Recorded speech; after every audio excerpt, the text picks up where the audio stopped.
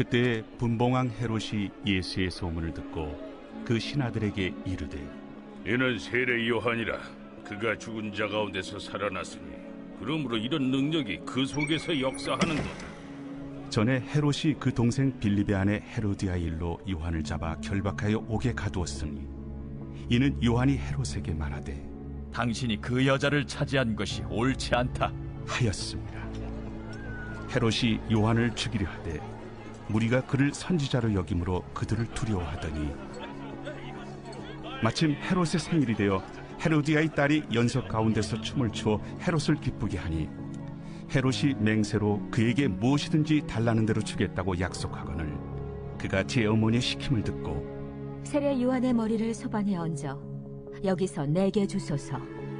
왕이 근심하나 자기가 맹세한 것과 그 함께 앉은 사람들 때문에 주라 명하고 사람을 보내어 옥에서 요한의 목을 베어 그 머리를 소반에 얹어서 그 소녀에게 주니 그가 자기 어머니에게로 가져가니라.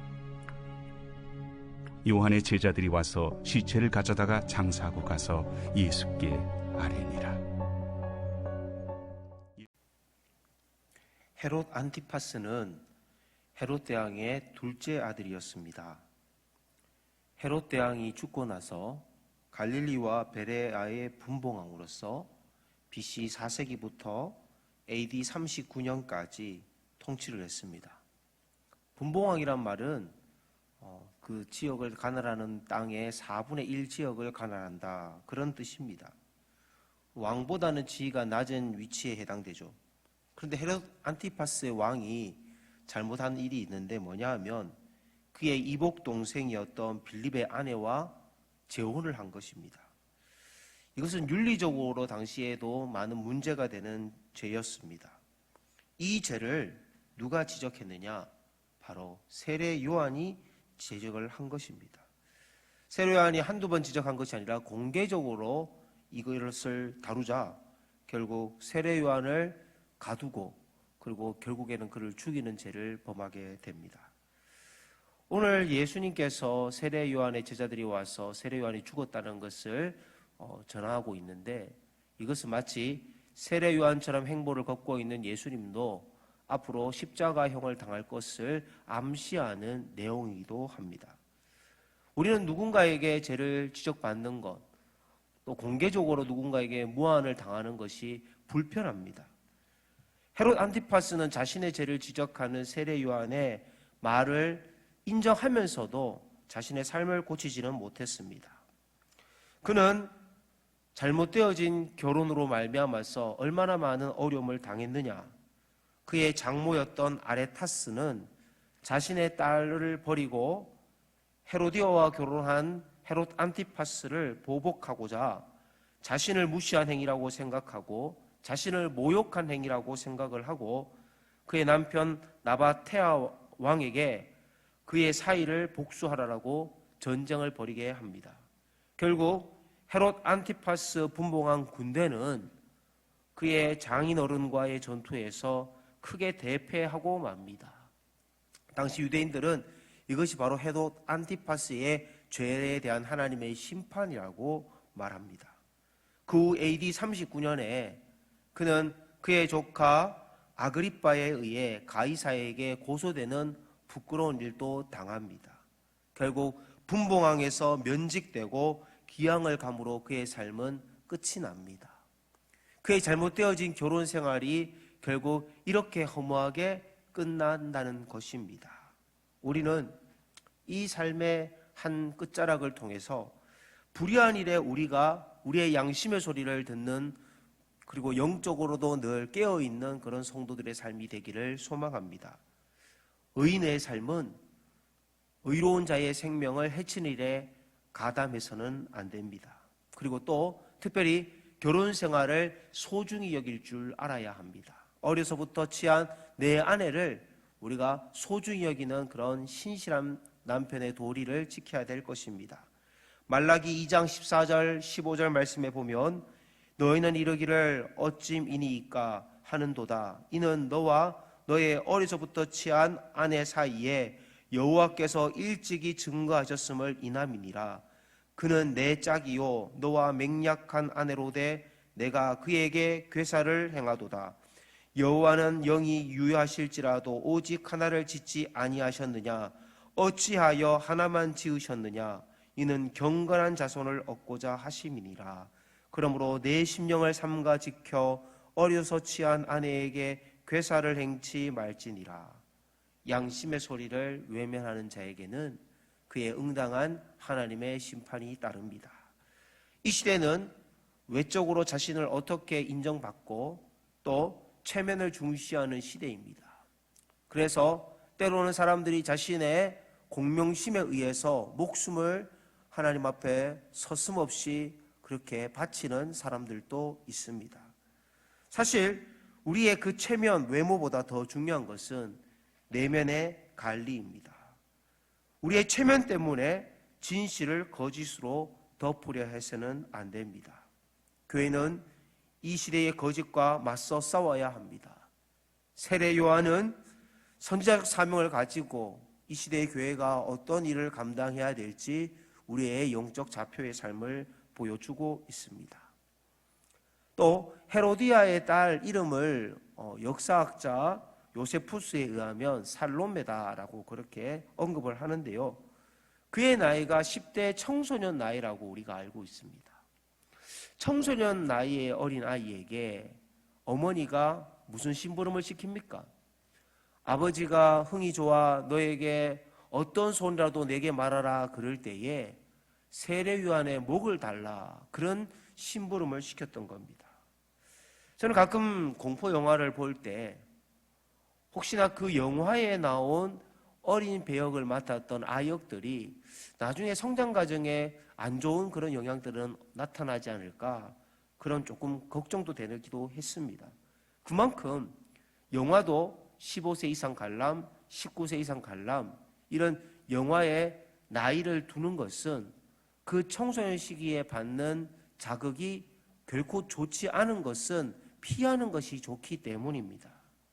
그런데 의붓 딸 살로메가 그의 의붓 아버지인 헤롯 안티파스의 생일날 많은 대신들 앞에서 그냥 하급 여인들이 춰야 될 그 춤을 정말 현란하게 췄던 것 같습니다. 거기에 감동을 받아가지고 춤 한 번 잘 췄다고, 아이가 춤 한 번 잘 췄다고 왕이 어떻게 말을 했느냐, 나라의 절반이라도 네가 원한다면 내가 주겠다, 이런 말을 정말 책임없는 말을 합니다. 그런 말 한마디에 많은 대신들 앞에서 헤로디아의 딸 살로메가 세례 요한의 목을 요구했던 것입니다.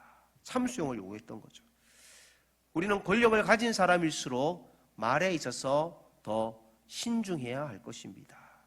자신의 양심의 소리와 말 한마디에 조심하지 아니하면 결국 자신의 새치혀 때문에 결국 자신이 망가진다는 것입니다.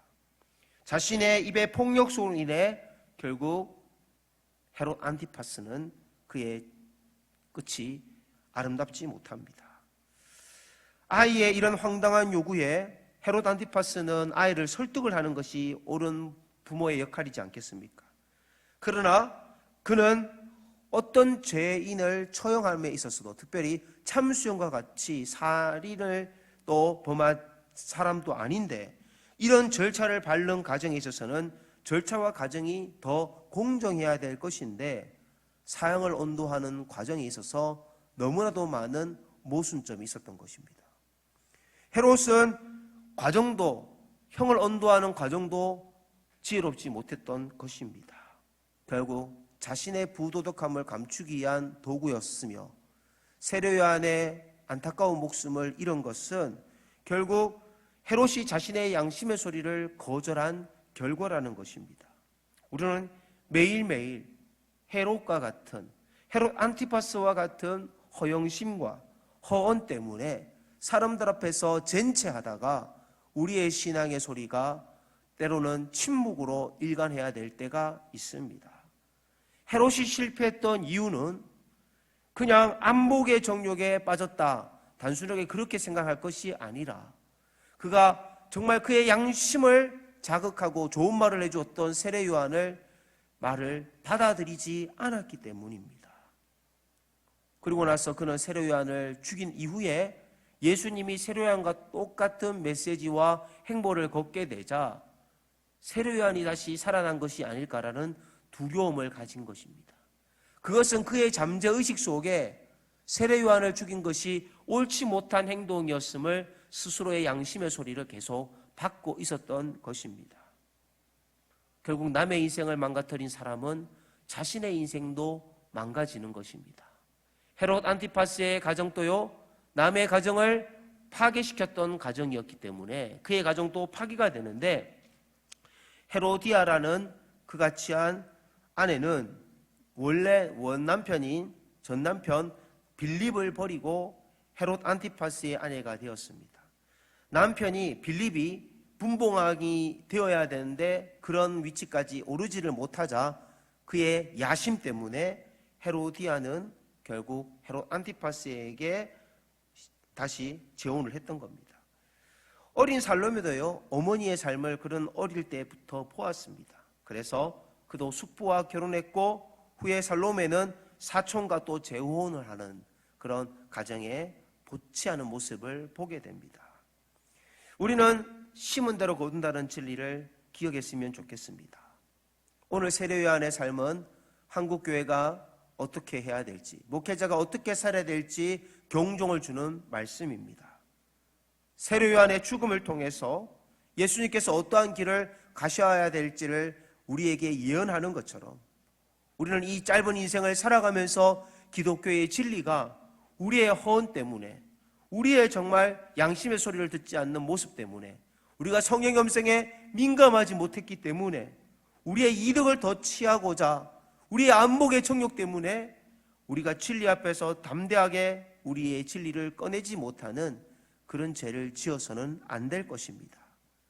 정의 앞에서 진실하지 못한 그것이 결국은 나만 무너지는 것이 아니라 나와 함께하는 모든 사람들을 고통스럽게 한다는 것입니다. 우리 기독교인들이 특별히 이 시대 속에서 더 많은 비리에 연루되지는 않기를 바랍니다. 사회의 안 좋은 일들에 기독교인들이 이름이 거론되지 않기를 원합니다. 우리가 진리를 위해서 외치는 그 한 알의 미랄이 되는 그런 삶이 되기를 원합니다. 정말 털어도 먼지가 안 나는 그런 사람이 되도록 우리 스스로의 삶을 늘 조심하고 주의하기를 원합니다. 그런 삶을 통해 이 한국교회가 꺼져가는 등불에 하나의 불씨가 되는 저와 여러분들의 삶이 오늘 하루도 승리케 되기를 축원드립니다.